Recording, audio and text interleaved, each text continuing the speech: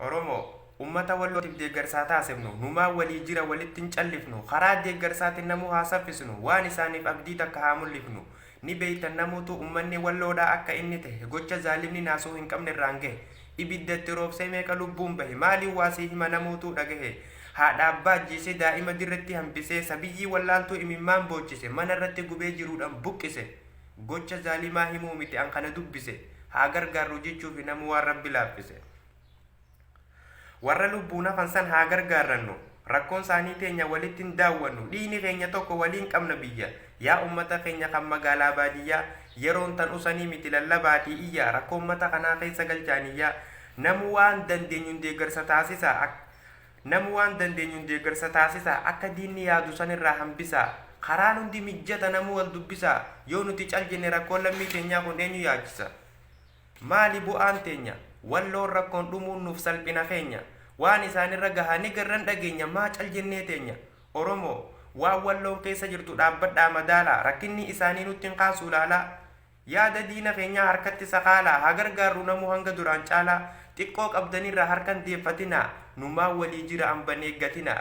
iyya dabarsi hirmaadhu hirmaachisi rakkoo fi gadadoo lammirraa kaachisi yaada diina keenyaa isuma nyaachisi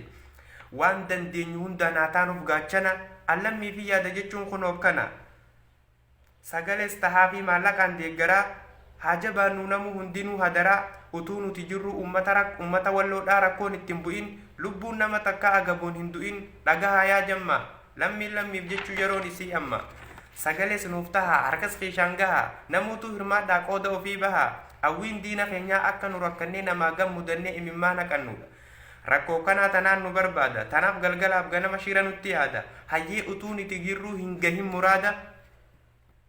Oromoo lammii tee gargaarii diina garaa gubi akka inni hin qofalle fuula isaa shubi shira diinaa rabbiinuu harkatti ni doomsa akkanatti nafnu nus ni bilisoomsa haqa qabna yoomuu fuulduratti yaana akka bishaanitti irraan dhangalaana shakkii takka malee biyya teenya irratti abbaanuma taana walloo abshir qomootiyya kophattiin baadhatu rakkoon teetistiyya dukkanti gabrummaatun ammoo ni kaati aduun bilisummaa gaaf tokko ni baati. Sagalee tana sheer godha yeroollee ramadaana taatu rakkoo addaa keessa jirti Oromoon manni walloo saniifuu waan dandeenyu cinaa haa dhaabbannu sagalee fi tahaa maallaqaanis cinaa haa dhaabbannu gargaara ummanni rakkoo addaa keessa jira saniifuu tanaa caalaa haasa'uun fedhu sagalee tana sheer godha please.